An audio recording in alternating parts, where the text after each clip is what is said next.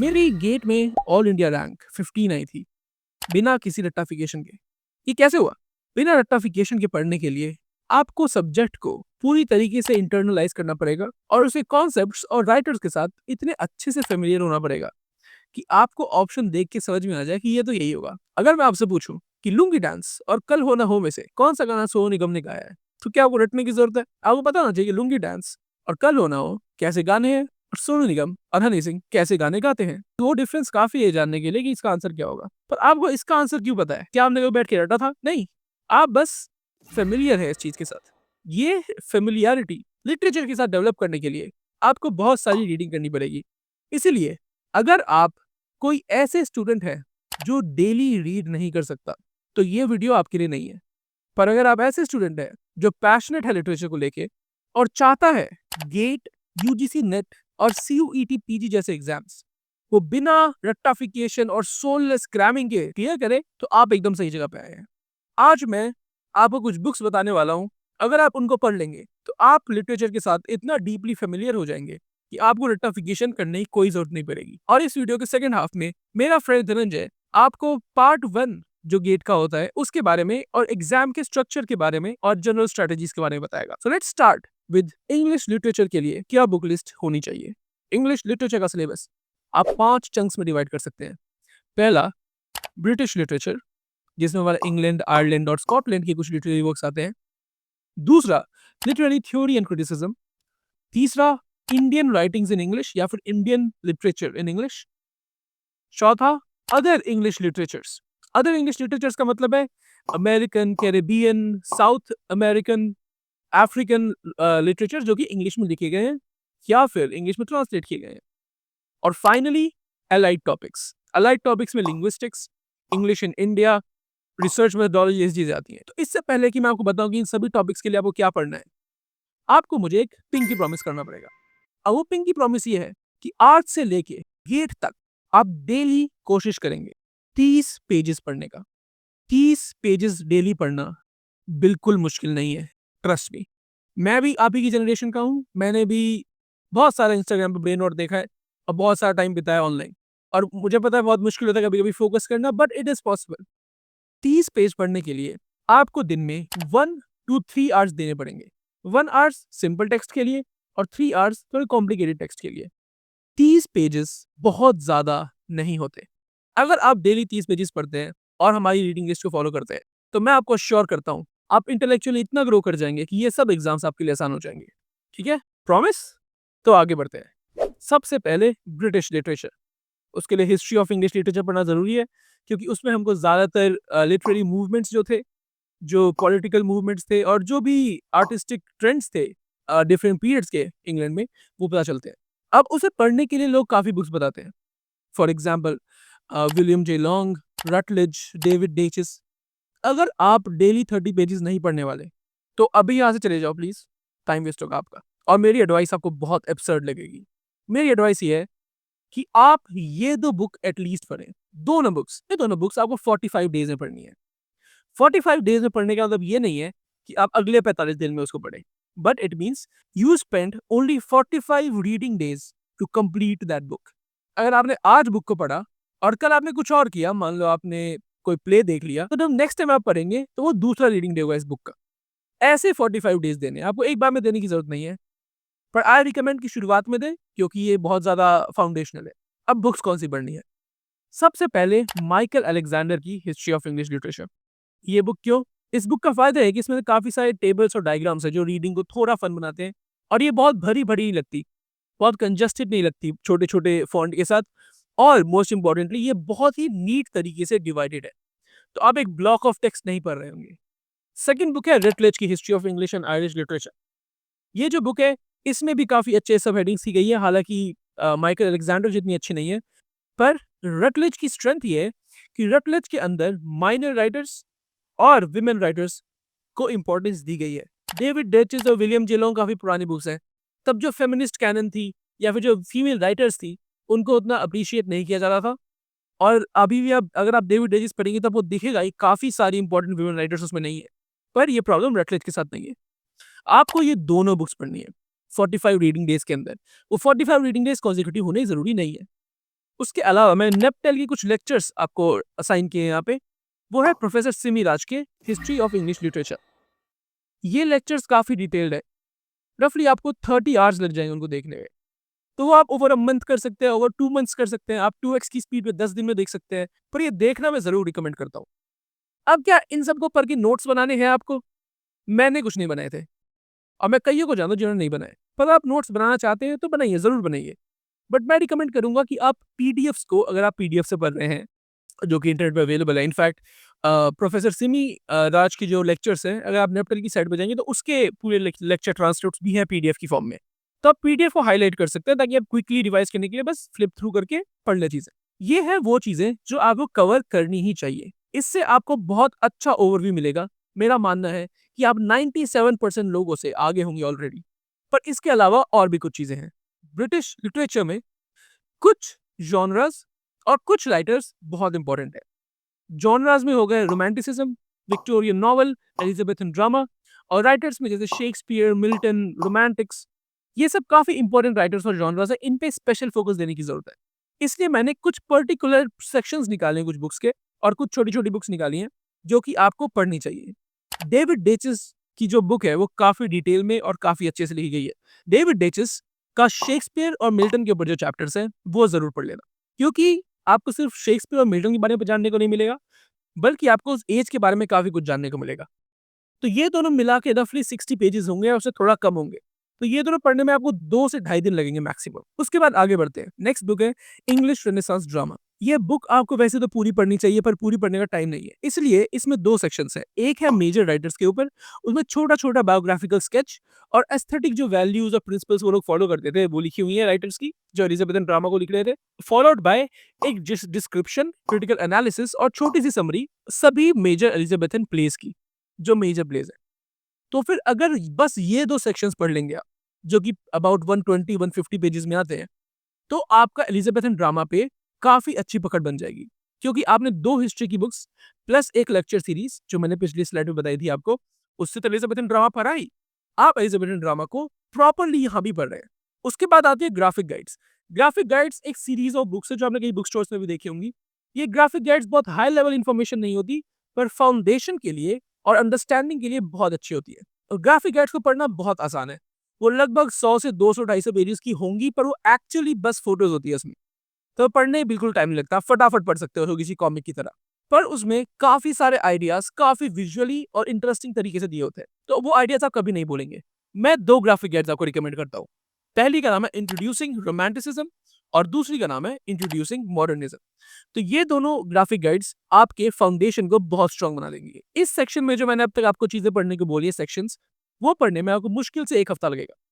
तो आगे बढ़ते हैं। आगे आपको वेरी शॉर्ट इंट्रोडक्शंस पढ़ने हैं। वेरी शॉर्ट इंट्रोडक्शंस इतनी छोटी-सी किताबें होती हैं, जो कि शुरू से लेके लास्ट तक किसी टॉपिक को इंट्रोड्यूस करती हैं।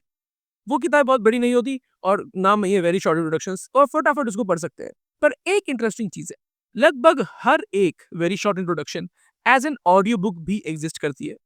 तो ऑडिबल पे, अमेज़न पे, या जहाँ भी आप ऑडियो बुक्स दे सकते हैं, फ्री ऑफ कॉस्ट, आप इन बुक्स को ले सकते हैं और डेली सोने से पहले 2 घंटे में एक सुन सकते हैं। मैं रिकमेंड करूँगा, अगर आप ऑडियो बुक सुन रहे हैं, तो उसको डाउनलोड करके पढ़िए और पढ़ने के साथ-साथ सुनिए। तो फिर आप जल्दी-जल्दी से खत्म भी कर लेंगे। आप एक दिन में एक वेरी शॉर्ट इंट्रोडक्शन खत्म कर सकते हैं। जो वेरी शॉर्ट इंट्रोडक्शन मैं आपको रिकमेंड करता हूँ, वो है 1 very short introduction English literature का, चार्ल्स डिकेंस, जेन ऑस्टन और मेजर राइटर्स का। शेक्सपियर की कॉमेडीज़ का अलग है, वो पढ़ना है, ट्रेजेडीज़ वो पढ़ना है, सोनेट्स और पोएम्स वो पढ़ना है, प्लस शेक्सपियर का जनरल वेरी शॉर्ट इंट्रोडक्शन अलग से वो पढ़ना है। ये सब एक-एक दिन की चीज़ें हैं। इनफैक्ट आप जिस दिन कुछ और पढ़े हैं, उस दिन आप to take a break as an audio book इनको पढ़ सकते हैं। और आपको पता भी नहीं चलेगा कितनी सारी क्रूशियल इन्फॉर्मेशन, क्रिटिकल कमेंट्स और हिस्टोरिकल इन्फॉर्मेशन आपको इनके थ्रू मिल जाएगी, एकदम चिल रीडिंग के थ्रू, बिना बहुत ज़्यादा मेहनत किए।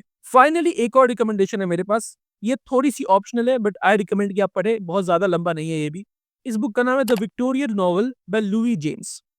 ये भी लगभग 120 पेजेस की है, और इसमें आपको काफ़ी सारे विक्टोरियन नॉवेलिस्ट्स, उनकी नॉवेल्स को आइडेंटिफाई कैसे करने हैं वो सीखना मिलेगा। आपको पता चलेगा कि हर एक नॉवेलिस्ट की स्पेशल क्वालिटीज़ क्या थी, और मेजर नॉवेल्स के ऊपर क्रिटिकल पर्सपेक्टिव्स और समरीज़ मिलेंगी।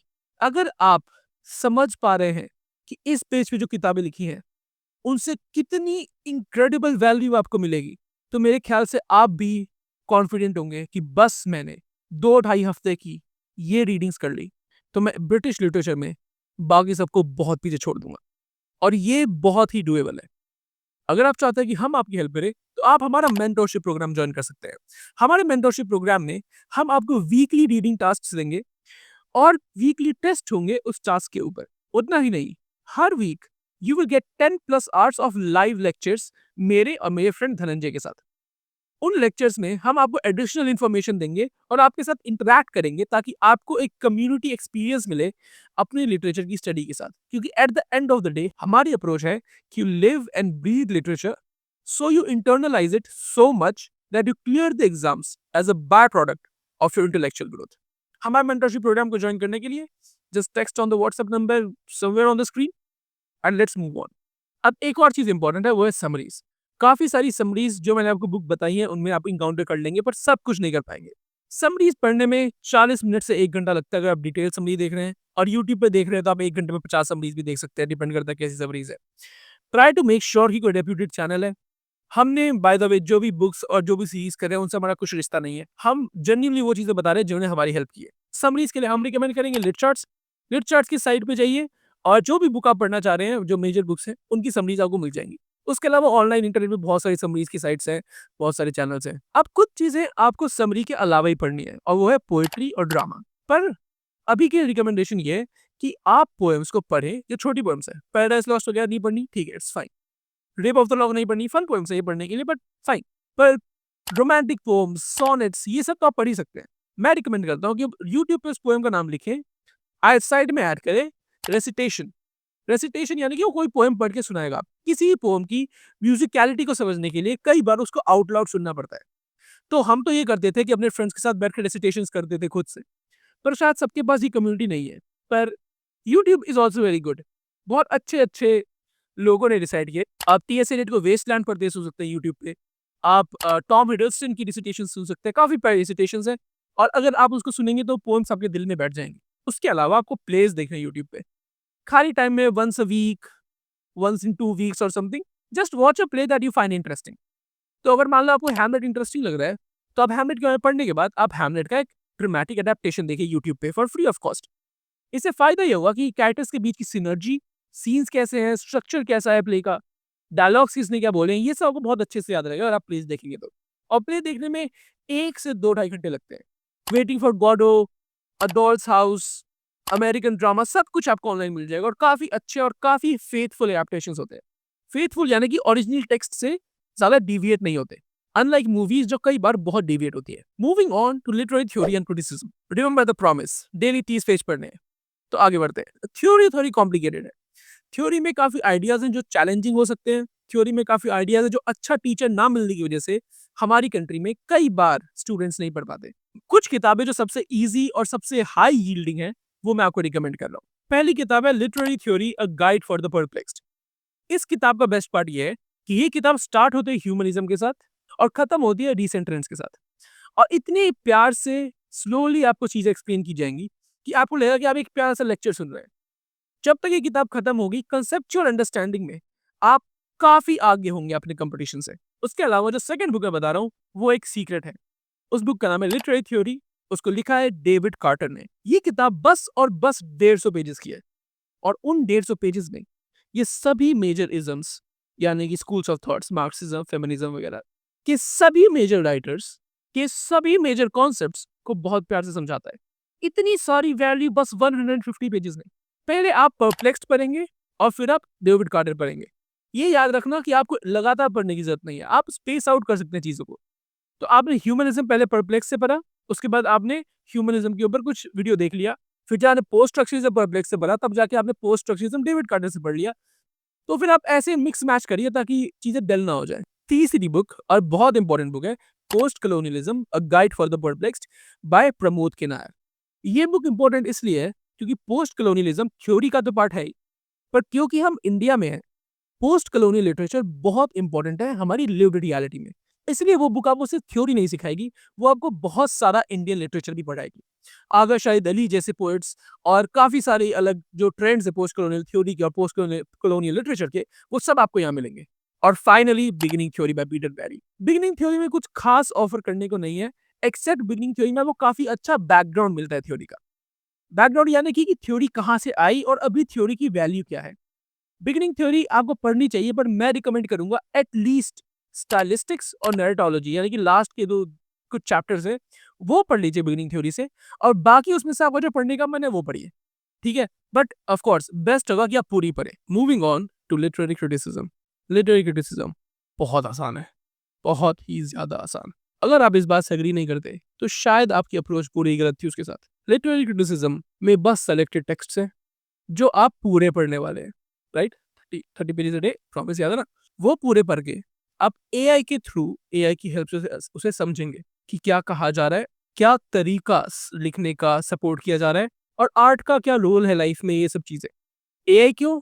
क्योंकि लिटरेरी क्रिटिसिज्म के वर्क्स थोड़े कॉम्प्लेक्स हो सकते हैं, क्योंकि हम ओरिजिनल वर्क्स पढ़ रहे हैं। अगर आप चाहते हैं कि हम आपकी हेल्प करें इसमें, तो या तो हमारा मेंटरशिप प्रोग्राम ज्वाइन करिए, या फिर वेट करिए, हम यूट्यूब पे कुछ फ्री वीडियोस डालने वाले हैं और हम कुछ वर्कशॉप्स निकालने वाले हैं अलग अलग टॉपिक्स के ऊपर। उसके अलावा जो मेजर वर्क्स हैं उनके आप लिट चार्ट्स देखेंगे। लिटरेरी क्रिटिसिज्म के कुछ वर्क्स के लिट चार्ट्स भी हैं, उनको आपको खुद एक्सप्लोर करना पड़ेगा कि किस किस के हैं, और फिर उसको पढ़ के आपको पता चलेगी थीमेटिकली कैसे अरेंज्ड है ये टेक्स्ट। अब ये जरूरी नहीं है, क्योंकि एज लॉन्ग एज आप एआई प्लस ऑर्डिनल टेक्स्ट पढ़ रहे हैं, आपको बहुत अच्छी अंडरस्टैंडिंग हो जाएगी। ये थी वो चीजें जो आपको पूरी पढ़नी है। अब चलते हैं उन चीजों पे जो हमने सेलेक्टिवली निकाली है आपके फर्दर ग्रोथ के लिए। ऑफ कोर्स ये भी आपको पढ़ना ही है। सबसे पहले कुछ वेरी शॉर्ट इंट्रोडक्शंस हैं। वेरी शॉर्ट इंट्रोडक्शन जो हमने पहले बताया, छोटी सी किताबें होती है, फटाफट पढ़ सकते हैं आप एक दिन में, ऑडियो बुक्स भी होती है इनकी। वो मैं रिकमेंड करूंगा लिटरेरी थ्योरी की, मेजर स्कूल्स ऑफ थॉट्स की, जैसे पोस्ट स्ट्रक्चरलिज्म, पोस्ट मॉडर्निज्म। मैं रिकमेंड करूंगा वो आपको पर्टिकुलर ऑथर्स की भी, जैसे डेरिडा के ऊपर वेरी शॉर्ट इंट्रोडक्शन, बार्थ के ऊपर वेरी शॉर्ट इंट्रोडक्शन। अब जो ये बुक्स होंगी वो बहुत आसान नहीं होंगी, क्योंकि ये टॉपिक्स ही कॉम्प्लिकेटेड है, बट आपकी नॉलेज इतनी बढ़ जाएगी कि डेरिडा के ऊपर जो भी क्वेश्चन आएगा आपको एक जनरल आइडिया होगा। तो आपको सिर्फ डेरिडा की थ्योरी, बार्थ की थ्योरी, फुको की थ्योरी नहीं पता चलेगी, बल्कि ये पता चलेगा कि बाकी लोगों ने क्या रिस्पॉन्ड किया था, कैसे इंटरप्रेट किया था इन चीजों को। जो डीप में नहीं पढ़ते और रट लेते हैं कि डेरिडा ने दिया था डिफरेंस, ट्रेस, सप्लीमेंट, ब्ला ब्ला ब्ला, उनको अगर क्वेश्चन आ जाएगा कि किसी और क्रिटिक ने डेटा के बारे में क्या कहा था, तो उनको लगेगा कि सिलेबस की बाहर की चीज है, पर ऐसा नहीं है। आपको डेटा को पढ़ने का मतलब है कम से कम वो फंडामेंटल क्रिटिसिज्म और फंडामेंटल ओपिनियंस क्या हैं डेटा के ऊपर, बाकी के टेक्स्ट नहीं पता होना चाहिए। Same is true with all major theorists, जो कि आपको वेरी शॉर्ट इंट्रोडक्शन में मिल जाएगा। दो टॉपिक्स के लिए मैं आपको वेरी शॉर्ट इंट्रोडक्शंस रिकमेंड नहीं करता। पहले है फेमिनिज्म। फेमिनिज्म का वेरी शॉर्ट इंट्रोडक्शन काफी अच्छा है, अपने इंटरेस्ट के लिए जरूर पढ़े, पर उसमें थ्योरी काफी कम है। दूसरा है पोस्ट कलोनियलिज्म का वेरी शॉर्ट इंट्रोडक्शन, वो भी काफी डिटेल्ड है, पर उसमें कमी ये है कि उसमें लिटरेरी और थ्योरेटिकल डिस्कशंस की जगह ज्यादा पॉलिटिकल डिस्कशंस है। तो you will learn a lot, पर उससे क्वेश्चंस आने के चांसेस बहुत कम हो जाते हैं। अब फेमिनिज्म कहां से पढ़े? एक 20-25 पेजेस का टेक्स्ट जो कि फियोना टोलान का लिखा हुआ है, उसका नाम है फेमिनिज्म्स, यानी कि मल्टीपल फेमिनिज्म्स।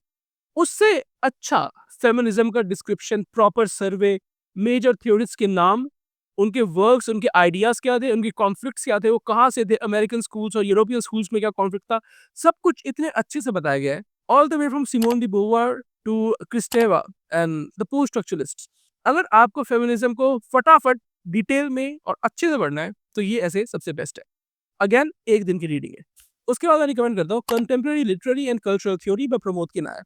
ये काफी बड़ी बुक है, तो इसमें आपको बस वही चीजें पढ़नी है जो आपको पसंद आई है। तो अगर आपको डेरिडा इंटरेस्टिंग लगा तो आप इसमें डेरिडा को पढ़िए। अगर आपको कुछ समझ में नहीं आया, जैसे कि आपको अभी भी लगता है कि आप रीडर रिस्पॉन्स बहुत अच्छे नहीं है, तो आप इसमें से रीडर रिस्पॉन्स को पढ़िए। इसमें से आप सेलेक्ट खुद करिए कि आप क्या पढ़ना चाहते हैं। और फाइनली एक वेबसाइट है literariness.org। literariness.org पे काफी इंटरेस्टिंग आर्टिकल्स है। अगेन हमारा कुछ एसोसिएशन है इनके साथ, बट हम फिर भी रिकमेंड करते हैं कि अगर आपको किसी थ्योरिस्ट के ऊपर या किसी स्कूल ऑफ थॉट के ऊपर कुछ पढ़ना है, काफी अच्छी इन्फॉर्मेशन और काफी अच्छा एनालिसिस मिले इस वेबसाइट पे। अब क्रिटिसिज्म के लिए क्या रिकमेंड करेंगे हम? एक बुक है literary criticism from Plato to present. इसमें बहुत कुछ है, बहुत बड़ी बुक है, आपको सब पढ़ने की जरूरत नहीं है, बस इंपॉर्टेंट राइटर्स और जो भी आपको इंटरेस्टिंग लगा वो भी फटाफट हो जाएगा। ये भी 1 से 2 दिन की बात है। Moving on to the next chunk, Indian literature in English. इसकी दो ही किताबें मेजर है, पहली है A.K. मेहरोत्रा और दूसरी है M.K. नाइक। ये दोनों किताबें आपको पढ़नी है। अगेन 30 पेजेस अ डे, फटाफट खत्म हो जाएगी, पता भी नहीं चलेगा। इनके अलावा मैं कुछ लेक्चर्स रिकमेंड करता हूँ, और ये लेक्चर्स आपको पर्टिकुलर ऑथर्स के सर्च करने हैं। मुल्कराज आनंद की किसी बुक के ऊपर, गांधी एंड अम्बेडकर डिबेट के ऊपर, और ये आपको लेक्चर्स हमेशा किसी प्रोफेसर के देखने हैं।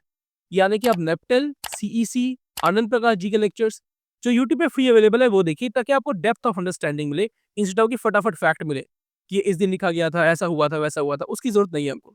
उससे क्वेश्चंस आएंगे ऑफ कोर्स, पर वो तो यहाँ भी मिल जाएंगे प्रोफेसर्स के लेक्चर में, पर जो डेप्थ है वो दूसरी जगह पे नहीं मिलेगी। और जो टेक्स्ट आपको इंपॉर्टेंट लगे उनकी आप समरीज लिट चार्ट से या फिर यूट्यूब से देखेंगे। यूट्यूब से आपको बस 15 से 20 मिनट लगेंगे एक टेक्स्ट को देखने में, कई बार उससे कम लगेंगे। और लिट चार्ट से थोड़ा ज़्यादा टाइम लगेगा, पर थोड़ा डेप्थ भी पता चलेगा। तो मेजर टेक्स्ट के लिए लिट चार्ट्स, जैसे द गाइड के लिए, कांतापुरा के लिए, और थोड़े माइनर टेक्स्ट के लिए आप लेंगे यूट्यूब। जो अदर लिटरेचर्स इन इंग्लिश है उनको आप कैसे पढ़ेंगे? तो सबसे पहले आपको मेजर इज़म्स को पढ़ना है, ग्लोबली क्या-क्या हुआ है। यानी कि रियलिज्म कैसा है, तो यूरोपियन रियलिज्म में आप पढ़ेंगे यूरोपियन रियलिस्ट राइटर्स को, फ्लॉबेर वगैरह। आप देखेंगे मैजिकल रियलिज्म में कौन से राइटर्स हैं। तो ऐसे मेजर इज़म्स हैं जिसके अराउंड चीज़ें हुई है। कुछ पॉलिटिकल इज़म्स भी हैं या फिर पॉलिटिकल स्कूल्स ऑफ थॉट्स भी है, जैसे ब्लैक पैंथर मूवमेंट, दलित पैंथर मूवमेंट, उससे एसोसिएटेड लिटरेचर्स क्या-क्या है वो आप पढ़ेंगे। फिर आप वेरी शॉर्ट इंट्रोडक्शंस पढ़ेंगे। ये वाला पार्ट थोड़ा-सा ऑप्शनल है, थोड़ा-सा ऑप्शन यानी कि अगर आपको टाइम मिले तो ये ज़रूर करना। वो है कि पर्टिकुलर नेशंस के लिटरेचर्स का वेरी शॉर्ट इंट्रोडक्शन पढ़ो।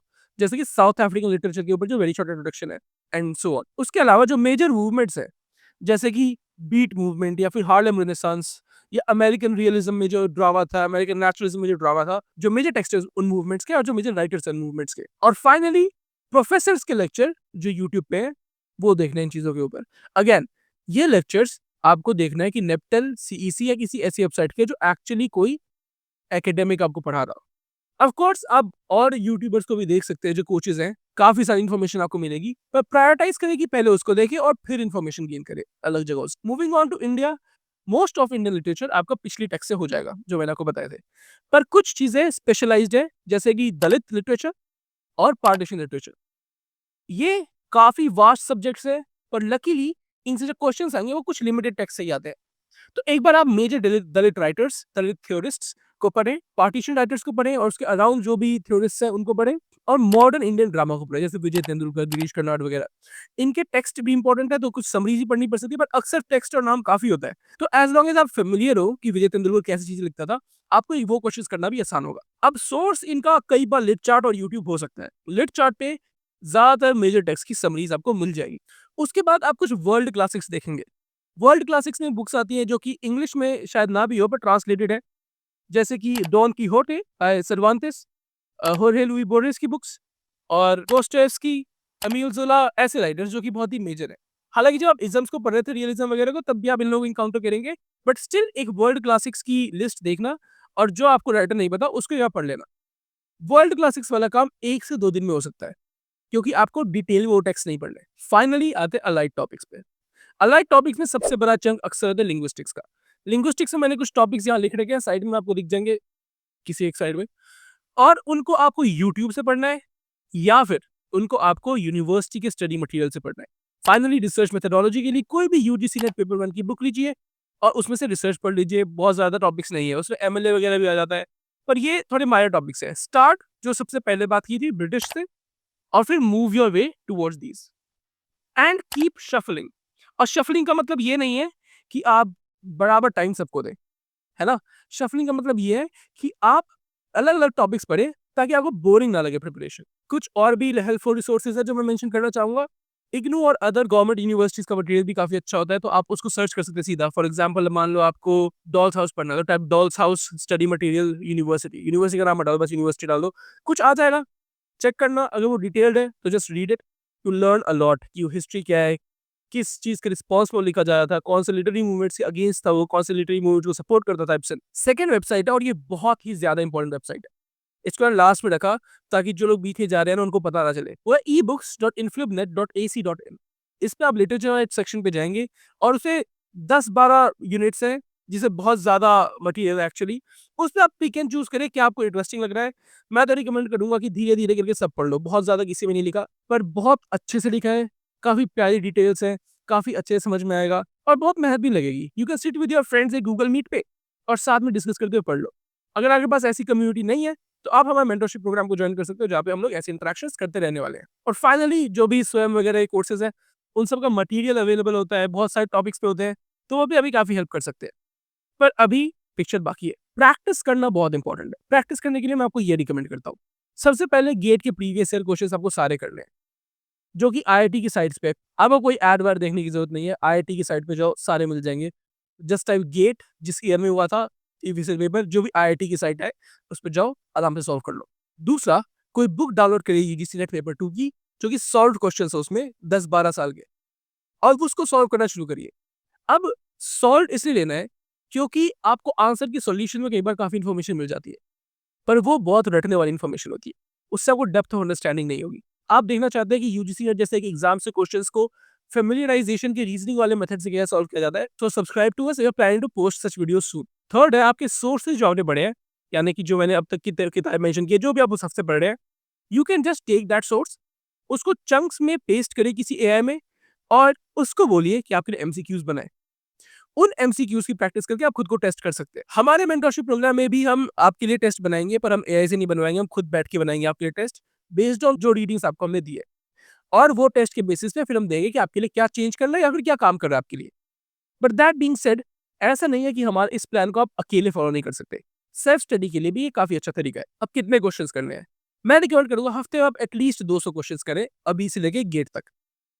वो 200 क्वेश्चंस में वैरायटी होनी चाहिए। उसमें कॉम्प्रिहेंशन के क्वेश्चंस होने चाहिए, उसमें एमएस की क्वेश्चंस होने चाहिए, उसमें मैच द फॉलोइंग होने चाहिए, सब कुछ होना चाहिए।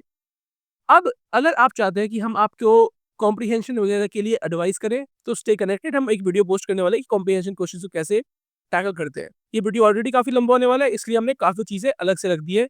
ये मेन नीड था जो हमें कहना था उसका। इससे पहले कि मैं धनंजय के बोले वो फर्स्ट पार्ट की बात करें, मैं फिर से आपसे कह रहा हूँ, ये अप्रोच तभी काम करेगी जब आप रीड करेंगे। मैंने जो बुक्स बताई है वो मैंने ये सोच के बताई कि आप रीड करेंगे इंस्टेड ऑफ कि मटेरियल को रटेंगे। Over to you Dhananjay.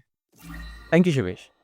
तो शिवेश ने अभी आपके साथ कुछ ऐसी स्ट्रैटेजीज़ और कुछ ऐसे मेथड्स और कुछ ऐसा मटेरियल शेयर किया, जिसको अगर आप इन डेप्थ स्टडी कर लें, तो इंग्लिश लिटरेचर बेस्ड कोई भी exam, GATE, UGC NET, CUET या कोई भी और दूसरा एग्ज़ाम, आप बहुत आसानी से टैकल कर पाएँगे। लेकिन apart from the knowledge base, आपकी तैयारी का एक और पहलू, एक और एस्पेक्ट होना चाहिए। और वो है the exam itself. And the exam in question here is the GATE examination. GATE exam अपने आप में एक बहुत ही यूनिक एग्जाम है। इसके कुछ यूनिक फीचर्स हैं जिनको डिस्कस करना बहुत ज़रूरी है। हम सबको थोड़ा बहुत तो आइडिया है गेट एग्जाम के बारे में कि किस तरह से इसके अलग अलग क्वेश्चंस होते हैं, एमसीक्यूज होता है, एमएसक्यूज होता है, एनईटीज होता है, अलग तरह की मार्किंग होती है। कोई क्वेश्चन 1 मार्क्स का है, कोई 2 मार्क्स का है, उस बेसिस पे नेगेटिव मार्किंग चेंज हो रही है। लेकिन एक क्लियर आइडिया होना बहुत इंपॉर्टेंट है। और ये जानना भी इम्पॉर्टेंट है कि जो लोग गेट एग्जाम करा रहे हैं, वो कैंडिडेट से एग्जैक्टली एक्सपेक्ट क्या कर रहे हैं, वो लोग क्या चाह रहे हैं कि जो लोग हमारा एग्जाम निकाल रहे हैं उनमें किस तरह की स्किल्स हों। जब हम ये सारी बातें जान जाएंगे, तो हम अपनी गेट प्रिपरेशन को एक बहुत ही स्ट्रेटेजाइज्ड तरीके से ओरिएंट कर पाएंगे, rather than aimlessly reading. So this part of the video is going to very deeply structurally analyze the GATE examination, और by the end of the video आपको एक बहुत क्लियर आइडिया हो जाएगा कि अगले 4 या 5 महीने आपको किस तरह से गेट एग्जामिनेशन की तैयारी करनी है।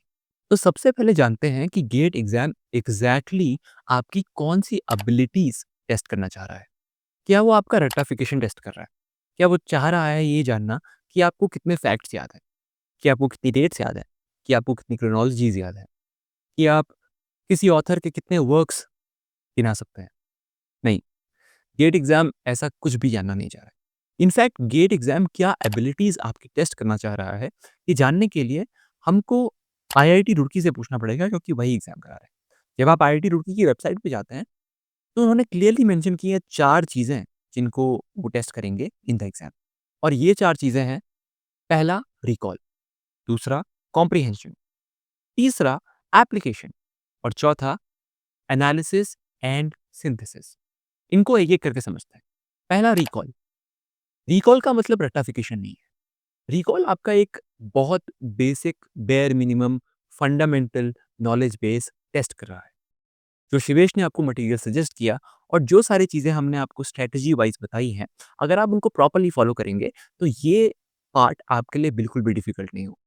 हमारी जो मेथड है डीप फ़ैमिलियराइज़ेशन की, उसके बेसिस पे जब आप किसी भी टेक्स्ट से किसी भी ऑथर से, किसी भी मूवमेंट से, किसी भी टाइमलाइन से डीपली एंगेज करेंगे, तो कुछ बेसिक फैक्ट्स आपको इंट्यूटिवली समझ में आ जाएँगे और एग्ज़ाम में पूछे जाने वाले इन फैक्ट्स को आप रिकॉल कर पाएँगे, जैसा कि एग्ज़ाम आपसे एक्सपेक्ट कर रहा है। The second is comprehension. Now comprehension की जो स्किल है, वो केवल और केवल प्रैक्टिस से आएगी। कॉम्प्रिहेंशन सिर्फ़ कॉम्प्रिहेंशन बेस्ड क्वेश्चंस में एप्लीकेबल नहीं है। ये गेट एग्ज़ामिनेशन में आने वाले सारे ही क्वेश्चंस के लिए रेलेवेंट है। क्योंकि अगर आप गेट एग्ज़ामिनेशन की वर्डिंग देखेंगे, तो वो वर्डिंग अपने आप में काफ़ी कॉम्प्लिकेटेड कई बार हो सकती है। और अगर आपकी कॉम्प्रिहेंशन स्किल्स अच्छी नहीं है, तो अगर सवाल आसान भी है, तो शायद आप उसे समझ नहीं पाएँगे। तो सवाल को अच्छे से समझने के लिए आपको अपनी कॉम्प्रिहेंशन स्किल्स में काम करना पड़ेगा। कई बार मैथ्स के क्वेश्चंस बड़े ईज़ी आते हैं, but the way those questions are worded that is a bit complex and that also requires good comprehension skills कि आप जान पाएँ एग्ज़ैक्टली क्या पूछा जा रहा है और क्या हमको आंसर देना है। जैसे फॉर एग्ज़ाम्पल अगर आप ये क्वेश्चन देखेंगे, तो ये क्वेश्चन अपने आप में बहुत डिफिकल्ट नहीं है। इस क्वेश्चन में आपको एक 4 बाय 4 का एरे दिया गया है और उस एरे में आपको एक रूल दिया गया है जिसके बेसिस पे उसमें जो डिजिट्स हैं वो लिखे जाएँगे। और उस रूल के बेसिस पे आपको बताना है कि जो एम्प्टी कॉलम है, उस कॉलम में जो क्रॉस का साइन है, वो मैक्सिमम कितनी बार आ सकता है। अब इस क्वेश्चन को समझने के लिए इस क्वेश्चन को ध्यान से पढ़ना बहुत, बहुत, बहुत ज़रूरी है। इस क्वेश्चन को कॉम्प्रिहेंड करने के लेवल्स हैं और उन लेवल्स में कैंडिडेट्स फ़िल्टर आउट होते रहेंगे। पहला लेवल तो क्वेश्चन को जनरली समझना ही है, उसके रूल्स समझना ही है। एरे ये क्या चल रहा है, ये 4 कॉलम्स क्या हैं, इनको समझना ही पहला लेवल है। और दूसरा लेवल है द वर्ड मैक्सिमम। हमको पता लगाना है कि मैक्सिमम कितने क्रॉसेस 4th कॉलम में आ सकते हैं। तो इन दोनों लेवल्स में बच्चे मिस्टेक कर सकते हैं। कैंडिडेट की पहली गलती तो यही हो सकती है कि उसे क्वेश्चन ही समझ में ना आए और क्वेश्चन समझ में आ भी गया तो ही might miss the maximum part and that is why comprehension is very important. The third is application. GATE आपका एप्लीकेशन भी चेक कर रहा है। गेट ये नहीं जानना चाहता कि आपको मैथ्स के कितने फॉर्मूले याद है या थ्योरी में आपको किस किस राइटर का नाम याद है। क्या आपको एग्जैक्टली पता है कि इस थियोरेटिकल फ्रेमवर्क में क्या क्या चीजें थी। नहीं, गेट आपसे ये नहीं पूछेगा। गेट आपसे ये पूछेगा कि इस थ्योरी का एप्लीकेशन क्या है। अगर ये लिटरेरी थ्योरी है तो आप उसको इस टेक्स्ट में कैसे अप्लाई करेंगे। अगर ये मैथ्स का फॉर्मूला है तो आप उसको इस प्रॉब्लम में कैसे अप्लाई करेंगे। That is all it is going to test. For instance, consider this example.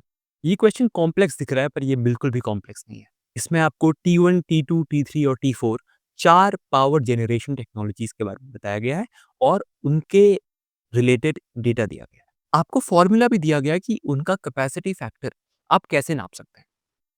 All you have to do is take numbers and put them at their right places in the formula. आपको formula दिया गया है, आपको सारा data दिया गया है और आपको कैलकुलेट करने की भी ज़रूरत नहीं है क्योंकि आपको एक साइंटिफिक डिजिटल कैलकुलेटर भी एग्ज़ाम में उपलब्ध होगा जो आपके मॉनिटर में साइड में आपको दिख जाएगा। तो as I said with evidence I have shown you कि गेट एग्ज़ाम केवल आपका एप्लीकेशन बेस्ड एबिलिटी चेक कर रहा है, ना कि आपको कितने फॉर्मूला याद हैं या आप कितने डेप्थ में किसी चीज़ को कैलकुलेट कर पाते हैं। Last but definitely not the least, analysis and synthesis. इन दोनों वर्ड्स को समझना बहुत ज़रूरी है। एनालिसिस क्या है? एनालिसिस है अगर आपके पास एक डेटा सेट है या आपके पास कुछ इंफॉर्मेशन है, उसको आप किस तरह से पर्सपेक्टिव में पुट करते हैं, किस तरह से आप उसको केयरफुली एग्जामिन करते हैं और उस डेटा के थ्रू, उस इंफॉर्मेशन के थ्रू एक प्रॉपर कंक्लूजन पे पहुंचते हैं। दूसरी चीज़ है सिंथेसिस।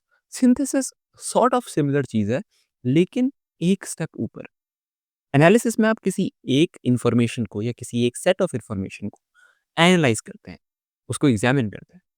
लेकिन सिंथेसिस में आप मल्टीपल इंफॉर्मेशंस, अलग-अलग फील्ड्स की इंफॉर्मेशन को साथ में मिला के एक कॉम्प्रिहेंसिव कलेक्टिव अंडरस्टैंडिंग क्रिएट करते हैं of those different sets of data. अब बात करते हैं एग्जाम के पैटर्न की, उसके स्ट्रक्चर की। पहले कुछ बेसिक चीज़ें समझ लेते हैं। एग्जाम 3 घंटे का होगा, कंप्यूटर बेस्ड होगा यानी कि कंप्यूटर के सामने बैठ के आपको क्वेश्चन सॉल्व करने पड़ेंगे। ऑप्शंस पे क्लिक करना पड़ेगा और कुछ जगह आपको थ्रू अ वर्चुअल कीबोर्ड कुछ चीज़ें टाइप भी करनी पड़ेंगी। सेक्शंस की बात करें तो एग्ज़ाम में 3 सेक्शंस हैं। पहला सेक्शन 15 मार्क्स का है जिसका नाम है जनरल एप्टीट्यूड। दूसरा सेक्शन एक 25 मार्क्स का कंपल्सरी सेक्शन है जो सारे ह्यूमैनिटीज़ के कैंडिडेट्स के लिए कॉमन है।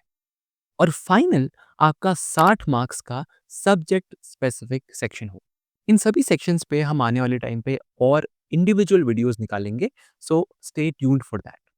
पर अभी के लिए लेट्स मूव अहेड। इस पूरे एग्जाम में आपको 3 तरह के क्वेश्चंस देखने को मिलेंगे। पहला, मल्टीपल चॉइस क्वेश्चंस एमसीक्यूज। दूसरा, मल्टीपल सेलेक्ट क्वेश्चंस एमएसक्यूज। और तीसरा, numerical answer type questions NATs. Multiple choice questions के बारे में हम सबको पता है। ये क्वेश्चंस बेसिकली आपको 4 ऑप्शंस देंगे और उन ऑप्शंस में से आपको एक सही ऑप्शन सेलेक्ट करना हो। Secondly, multiple select questions. Multiple select questions multiple choice questions से थोड़े डिफरेंट है। मल्टीपल चॉइस क्वेश्चंस में 4 ऑप्शंस में से केवल एक ऑप्शन ही सही होता है, as opposed to multiple select questions जहां पर एक से ज्यादा ऑप्शन भी सही हो सकता है। तो ऐसे क्वेश्चंस में आपको एक से ज्यादा ऑप्शन सिलेक्ट करने पड़ सकते हैं। तो it is very important that you go through every option carefully, be aware and choose all the right options. There will be one or more than one right options. ध्यान रखिएगा कि अगर आपने सारे ऑप्शंस सेलेक्ट नहीं किए तो आपको एक भी नंबर नहीं मिलेगा। फॉर एग्जाम्पल, अगर कोई मल्टीपल सेलेक्ट क्वेश्चन 2 मार्क्स का है और उस क्वेश्चन में 3 ऑप्शंस सेलेक्ट करने हैं जो सही है और कैंडिडेट ने सिर्फ 2 ऑप्शन सेलेक्ट किए, तो इसका मतलब ये नहीं है कि कैंडिडेट को आधे मार्क्स या 1.5 मार्क्स मिल जाएंगे। कैंडिडेट को एक भी नंबर नहीं मिलेगा। तो for you to score in an MSQ question, you have to tick all the correct options. और तीसरा और last type of question is numerical answer type questions. These questions are not very difficult to understand. Unlike MSQs and MCQs, इसमें आपको 4 options नहीं मिलेंगे। 4 options के बजाय इसमें आपको एक क्वेश्चन मिलेगा और उसके नीचे एक ब्लैंक स्पेस मिलेगा जहां पर आपको अपना आंसर टाइप करना होगा। ये आंसर नंबर्स में होगा, इस वजह से इसे हम न्यूमेरिकल आंसर टाइप कहते हैं। तो आपको वो नंबर जो सही जवाब है उस ब्लैंक स्पेस में भरना होगा। In terms of marking scheme आपको 2 तरह के क्वेश्चंस देखने को मिलेंगे। पहले तरह के क्वेश्चंस हैं 1 मार्क के क्वेश्चंस, यानी अगर आप उनको सही करते हैं तो आपको 1 मार्क मिलेगा। और दूसरे तरह के क्वेश्चंस हैं 2 मार्क्स के क्वेश्चन, यानी कि अगर आप उन्हें सही करते हैं तो आपको 2 मार्क्स मिलेंगे। लेकिन ये चीज़ कॉम्प्लिकेट हो जाती है because of negative marking. Negative marking GATE examination में थोड़ी इंटरेस्टिंग है। इस मार्किंग स्कीम में एक अच्छी बात ये है कि एमएसक्यूज यानी कि मल्टीपल सेलेक्ट क्वेश्चंस और एनईटीज यानी कि न्यूमेरिकल आंसर टाइप क्वेश्चंस में आपको नेगेटिव मार्किंग देखने को नहीं मिलेगी। यानी कि अगर आपके पास कोई एमएसक्यू आता है या कोई एनईटी आता है, so be sure to answer those questions. अगर आपको उसका जवाब नहीं भी आता है तो भी आप अपने हिसाब से कुछ ऑप्शन सेलेक्ट करें एमएसक्यू के केस में, या कोई भी अप्रॉक्सीमेट नंबर जो आपको लगता है सही आंसर हो सकता है लिख दें। जवाब गलत होने पर आपके मार्क्स नहीं कटेंगे। एमसीक्यूज में ही आपको नेगेटिव मार्किंग देखने को मिलेगी और negative marking 1/3 of the total marks that are being allotted in that question होती है। यानी कि अगर आपने 1 मार्क का क्वेश्चन गलत कर दिया तो आपके 1/3 या 0.33 मार्क कट जाएंगे। वहीं दूसरी ओर अगर आपने 2 मार्क्स का क्वेश्चन गलत कर दिया तो आपके 2/3 यानी 0.66 मार्क कट जाएंगे। तो it is important to understand कि अगर आपको रिस्क टेकिंग करनी है, यानी कि अगर आपको एमसीक्यूज में तुक्का लगाना है, सो 1 मार्क वाले questions are a safer option. 2 marks वाले क्वेश्चन में अगर आप तुक्का बढ़ाएंगे और अगर आपका आंसर गलत हो गया तो आपको बड़ी पेनल्टी पड़ेगी। So it is always safe to avoid any sort of तुक्का इन अ 2 मार्क क्वेश्चन। मेरी जनरल एडवाइस लोगों को यही होती है कि पहले आप पूरा पेपर उन क्वेश्चंस के लिए सॉल्व करें जो आपको अच्छे से आते हैं, जिनका जवाब आपको एग्जैक्टली पता है। और उसके बाद you go for a second round of attempting, जहां पर आप उन क्वेश्चंस को देखते हैं जिनके बारे में आप थोड़े से अनश्योर हैं। और फिर आप कैलिब्रेट करें, आप कैलकुलेट करें कि इन क्वेश्चंस में रिस्क कितना है और उस रिस्क के बेसिस पे आप एक कैलकुलेटेड रिस्क लें, जिस पर हम आगे और बात करेंगे आने वाली वीडियोज़ में, और एक प्रॉपर वीडियो हम निकालेंगे कि नेगेटिव मार्किंग से गेट में कैसे डील करना है। So stay tuned for that as well. पर अभी के लिए ये समझ लें कि एमएसक्यूज़ और एनएटीज़ को आपको सॉल्व करना ही करना है। एमसीक्यूज़ में 2 मार्क्स के क्वेश्चंस में यूजुअली अवॉइड करें taking any kind of risk. MCQs जो 1 मार्क के हैं, उसमें आप थोड़ा बहुत रिस्क इधर-उधर ले सकते हैं। एक कन्फ्यूजन लोगों का अक्सर ये भी रहता है कि एमसीक्यूज़, एमएसक्यूज़ और एनएटीज़ को हम पहचानेंगे कैसे? तो इसका जवाब केवल यही है कि आपको पहचानने की ज़रूरत नहीं है। जब आप एग्ज़ाम हॉल पे बैठेंगे और अपनी स्क्रीन के सामने आप पूरा क्वेश्चन पेपर पाएँगे, तब आप देखेंगे कि जहाँ पर एमएसक्यू आने वाला होगा, उससे पहले स्पेसिफ़ाई कर दिया गया होगा। जहाँ पर एमसीक्यू आने वाला होगा, उससे पहले स्पेसिफ़ाई कर दिया गया होगा। जहाँ पर एनईटी आने वाला होगा, उससे पहले भी क्वेश्चन पेपर स्पेसिफ़ाई कर देगा। उसके अलावा कैसे जानें कि कौन-सा क्वेश्चन 1 मार्क का है और कौन-सा 2 मार्क्स का है? तो इसका जवाब भी सिमिलर ही है। वहाँ पर अगर आप अवेयरनेस के साथ क्वेश्चन पेपर पढ़ेंगे, तो आपको समझ में आ जाएगा कि अच्छा ये 1 मार्क्स का क्वेश्चन है, ये 2 मार्क्स का क्वेश्चन है। ध्यान रखिए, awareness is a very important tool in GATE examination, क्योंकि कई लोग ये देखना भूल जाते हैं कि अभी हम एमएसक्यू सॉल्व कर रहे हैं या एमसीक्यू। वो एमएसक्यू सॉल्व कर रहे होते हैं और उन्हें लगता है कि हम एमसीक्यू सॉल्व कर रहे हैं, और इस चक्कर में वो एक ऑप्शन सेलेक्ट करके आ जाते हैं, या कई बार इसका आंसर नहीं आता है ये सोचकर क्वेश्चन छोड़ के आ जाते हैं, which is a fatal mistake. So it is very important for you to be aware in the examination hall. तो ये सारी चीज़ें हैं जो गेट एग्ज़ाम के स्ट्रक्चर को डिटरमाइन करती हैं। I know it's a lot of information to take at once, but अगर आप इस इन्फॉर्मेशन के साथ जो मैंने दी है, फ्यू प्रीवियस ईयर क्वेश्चंस को देखेंगे, सो आपको एग्ज़ैक्टली समझ में आ जाएगा कि हम क्या आपसे कहना चाह रहे हैं। हमने कोशिश की है कि इस पूरी वीडियो में सारे गेट एग्ज़ाम्स के पहलुओं को हम कवर कर पाएँ। तो उस वजह से हमने इन सेक्शंस को थोड़ा-सा ब्रीफली कवर किया है। आने वाली वीडियोज़ में हम इन इंडिविजुअल सेक्शंस को लेंगे, जैसे कि मार्किंग स्कीम या डिफरेंट टाइप्स ऑफ क्वेश्चंस, और हम थ्रू पीवाईक्यूज के एग्जांपल्स समझेंगे कि किस तरह से इन क्वेश्चंस को अप्रोच करना है और किस तरह से इनको सॉल्व करना है। बट अभी के लिए this should be enough to give you a comprehensive analysis of what the exam is going to be like and how are you going to prepare for it. आज की वीडियो के लिए इतना ही। आपको हमारी वीडियो कैसी लगी, आपको हमारी आइडियाज़ कैसे लगे, आपको हमारा एनालिसिस कैसे लगा, हमको बताइए कमेंट सेक्शन में। वीडियो को लाइक कीजिए। कोई आपका दोस्त जो गेट एग्जाम फिल करना चाहता है या सोच रहा है फिल करने की, उसे बताएं कि फॉर्म्स ओपन हो गए हैं, और उसे वीडियो भी भेजें ताकि वो भी समझ पाए कि उसे प्रिपेयर करना कैसे है। उसके अलावा हम गेट एग्जामिनेशन के लिए कुछ अपने भी प्रोग्राम्स चला रहे हैं, जिनको आप चेक कर सकते हैं हमारे टेलीग्राम चैनल को सब्सक्राइब करके, जो कि आपको डिस्क्रिप्शन पे मिल जाएगा। और if you want to do this on your own, that is fine too. You can subscribe to our channel, The Literary Odyssey, because in future we are going to cover a lot of GATE English related content. So stay tuned, stay healthy, stay safe. This is The Literary Odyssey signing off. Bye.